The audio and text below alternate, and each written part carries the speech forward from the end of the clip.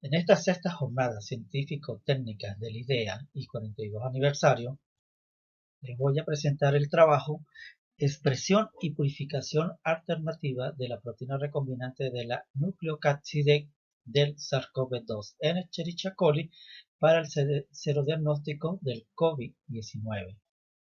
El nuevo coronavirus SARS-CoV-2 produce síndromes respiratorios agudos severos y ha provocado una pandemia a nivel mundial que hasta la fecha lleva más de 250.000 infectados y más de 5 millones de fallecidos, por lo que se sigue investigando para evitar su propagación y así erradicarla.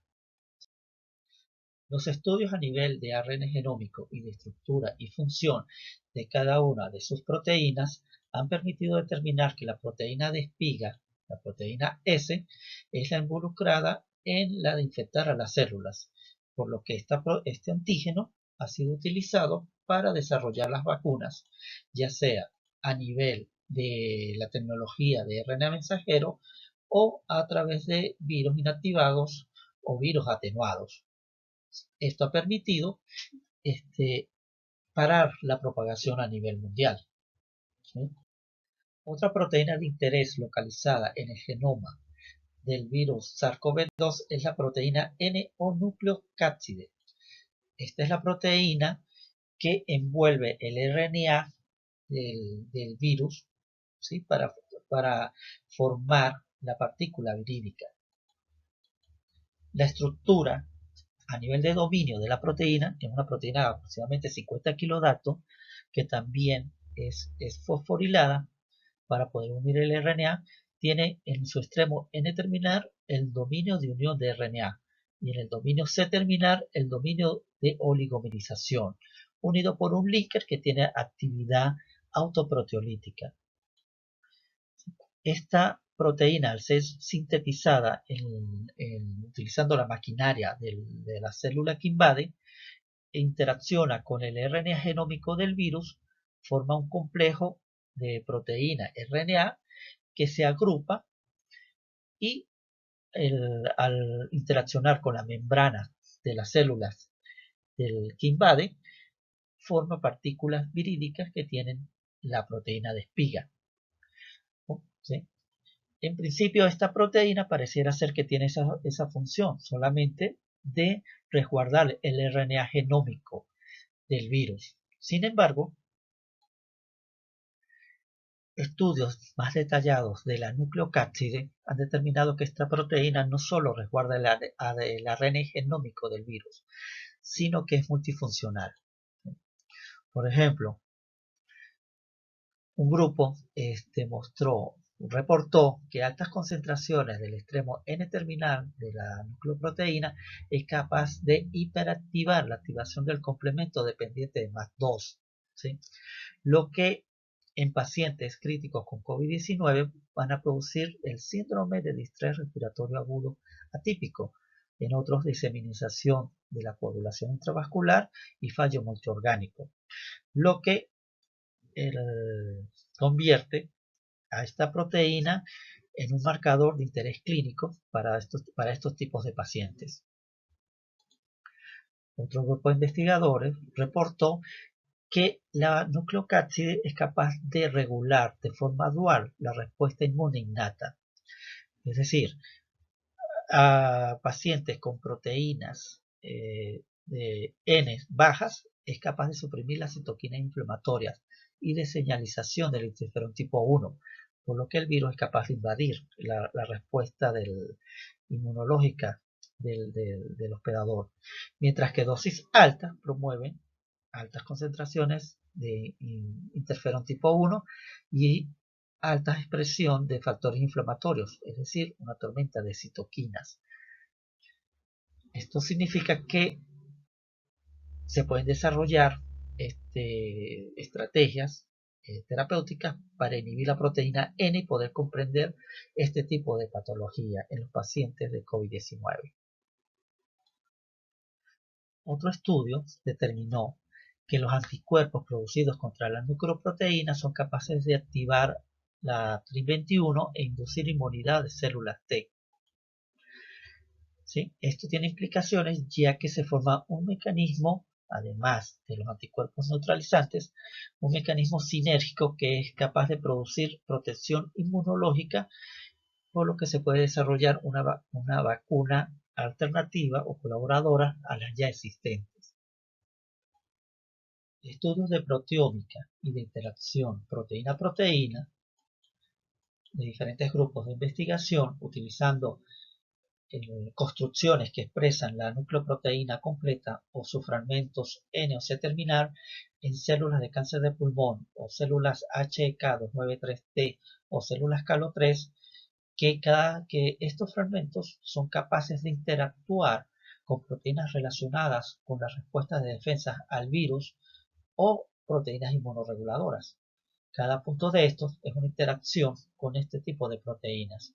Es decir, que el virus utiliza la nucleocápside para más de una función, por lo cual ayuda a la replicación del virus. Esto convierte a la nucleocápside en un blanco terapéutico a futuro, ya que tiene funciones aún desconocidas. Una característica importante de la nucleocápside es que es bastante antigénica, por lo que para hacer el diagnóstico de pacientes que han sido infectados con el virus SARS-CoV-2 se puede utilizar como antígeno en prueba serológica, ya que es capaz de detectar anticuerpos IgM o IgG de personas recientemente infectadas, en este caso son anticuerpos IgM, o pacientes ya convalecientes que van a obtener anticuerpos IgG. En este caso, se pueden hacer pruebas rápidas, ¿sí? O pruebas tipo ELISA. En pruebas rápidas, que son cualitativas, en un paciente sano no se van a detectar anticuerpos IgM e IgG. Un paciente de una infección temprana se van a localizar anticuerpos IgM. Un paciente convaleciente se van a detectar anticuerpos IgG. Y un paciente que está en la fase intermedia, ¿sí?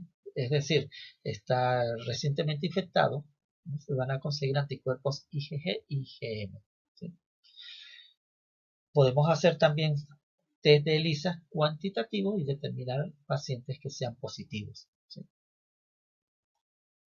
También podemos hacer pruebas de Western blot para determinar anticuerpos IgM o IgG, o pruebas de ELISA que detectan separadamente anticuerpos IgG o IgM.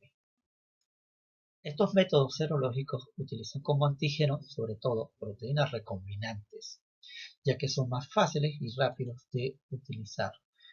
En nuestro trabajo utilizamos una construcción sintética de la nucleocápside del SARS-CoV-2 de la cepa Wuhan, a la cual se optimizó el 72% de los codones para ser utilizados en Escherichia coli, ¿sí?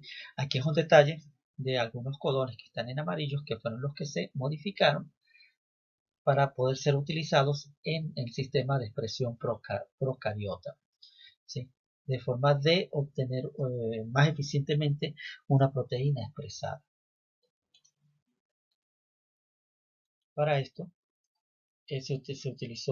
se clonó el gen en el vector de expresión PT20, el cual tiene una secuencia de importación al periplasma, y a partir de un osmótico podemos liberar la proteína hacia el medio extracelular de forma de de purificarla de una forma más eficiente.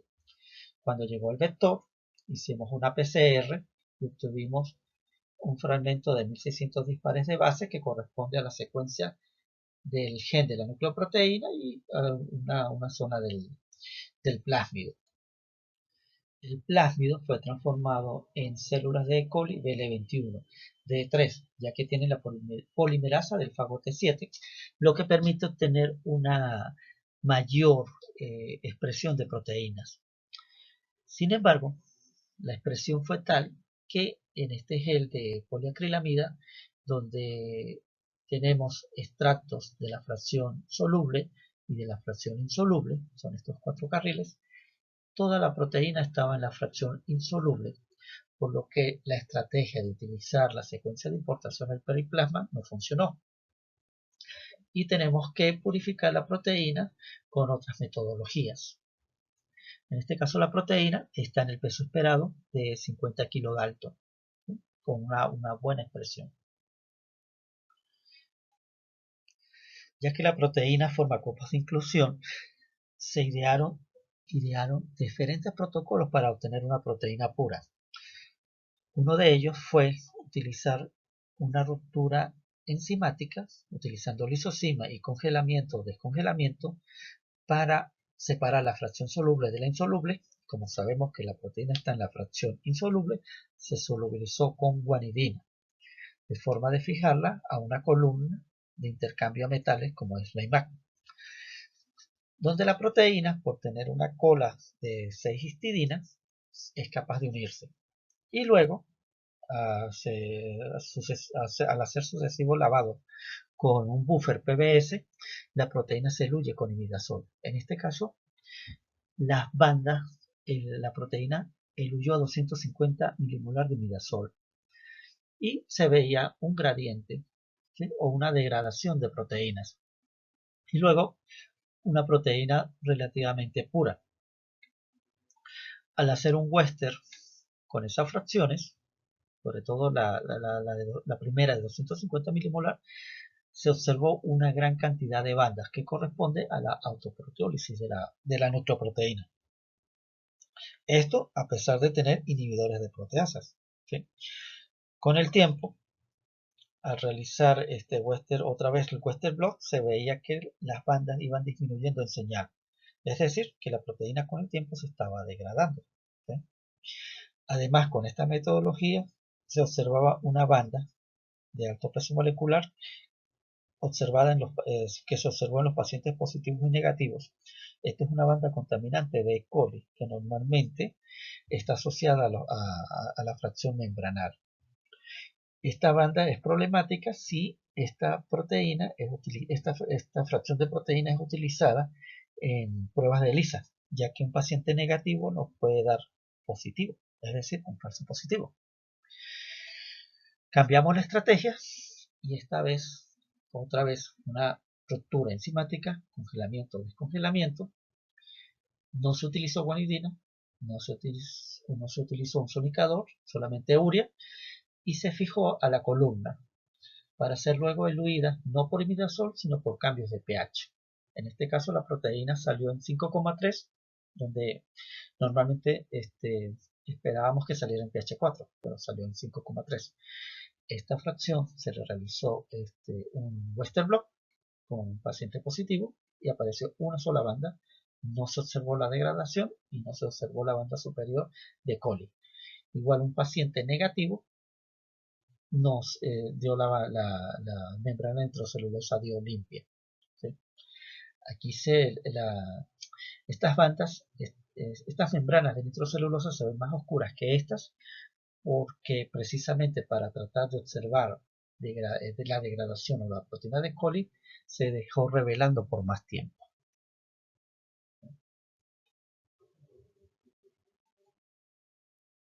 A partir de esa proteína obtenida, se hicieron Western blot a partir de sueros individuales de pacientes COVID-19. En este caso usamos 3 sueros, donde apareció la banda correspondiente a 50 kilodalton, que corresponde a la nucleoproteína. No apareció la degradación de la proteína ni las bandas contaminantes de coli.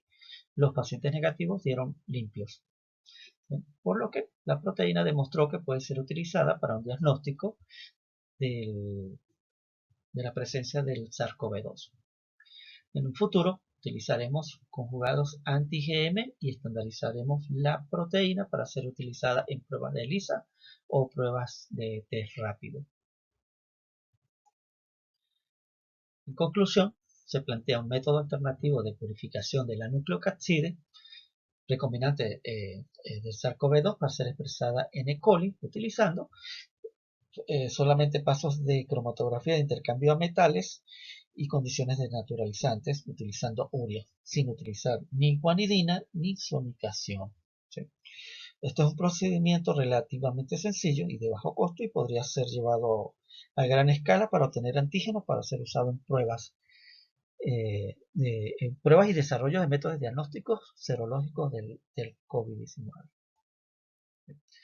Los resultados de estos experimentos fueron publicados en un repositorio en Biorex